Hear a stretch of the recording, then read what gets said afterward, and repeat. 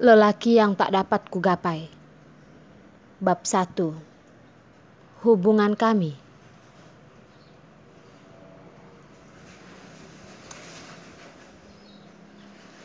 Darlene barusan mencuci piring.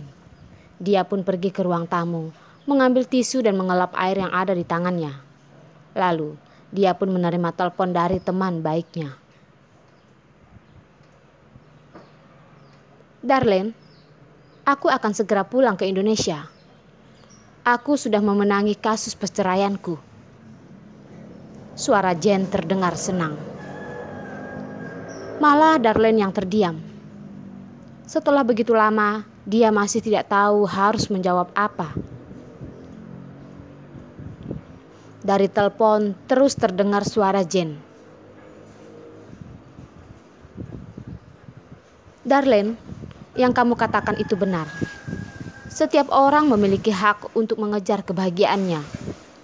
Yang aku cintai adalah Yos. Aku tidak seharusnya melepaskannya.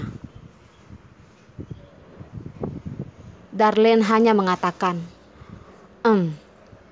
Dia bahkan menyadari suara nya itu begitu kering. Aku akan berusaha menyelesaikan masalah di sini secepat mungkin. Paling lama setelah 1 minggu, aku akan pulang. Darlene, sampai ketemu. Selesai berkata, Jen pun menutup telepon. Dan Darlene tetap memegang telepon dan berdiri di sana.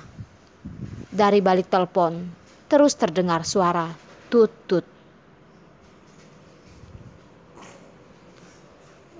Sebuah bayangan yang tinggi berjalan dari kamar. Melihat Darlene yang memegang ponsel dan berdiri di sana, dia pun bertanya, "Ada apa?" Darlene memalingkan kepala. Yos sepertinya barusan selesai mandi. Dia memakai jubah mandi berwarna merah, sedang mengelap rambutnya yang basah dengan handuk. Tidak apa-apa. Darlene memasukkan ponsel ke dalam tas dan berkata, Jen mengatakan dia akan segera kembali. Saat dia membungkukkan badan meletakkan ponsel, tatapan mata Darlene melihat ke arah Yos.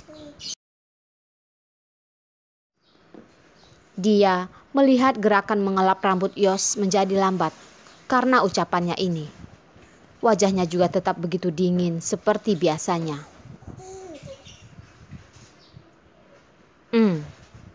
Masalah ini sepertinya tidak mempengaruhi Yos.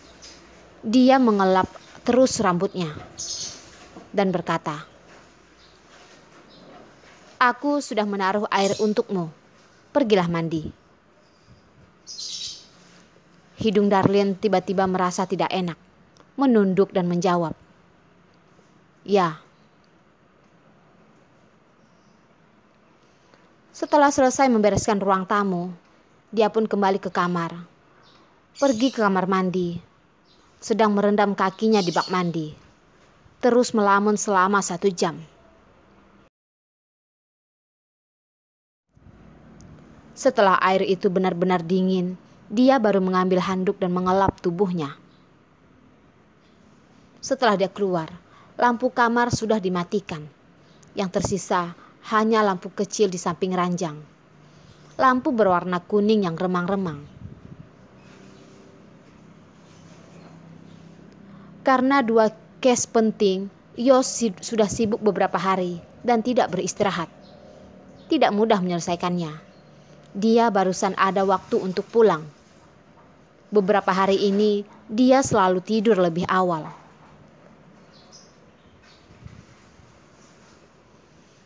Darlene berjalan ke sana dengan pelan, membuka selimut dan masuk ke dalam. Tubuhnya barusan terkena di ranjang. Sebuah tangan besar pun disodorkan ke arahnya. Memasukkan tubuh Darlene ke dalam pelukannya. Suaranya dengan malas dan terdengar jelas sudah mengantuk. "Tidurlah," kata Yos. Darlene tidak mengatakan apapun. Dengan patuh berada di dalam pelukan Yos. Setelah beberapa saat dari atas kepalanya terdengar suara napas yang stabil. Kepala Darlene pun perlahan diangkat ke atas. Dari dagu Yos hingga ke hidungnya, lalu memindahkan ke wajahnya yang tampan. Melihatnya dan melamun. Darlene menggunakan tangannya untuk menyentuh bentuk bibir pria itu. Hatinya pun merasa sedih. 4 tahun. Dia sudah menjaganya selama 4 tahun. Menemaninya selama 4 tahun. Dia dan Yos sudah tidur bersama selama 4 tahun. Hubungan mereka bukanlah kekasih, tapi adalah teman untuk memuaskan nafsu seks. Yos tidak pernah mengakui hubungan mereka di depan umum. Dan Darlene juga takut kalau hubungan mereka terekspos.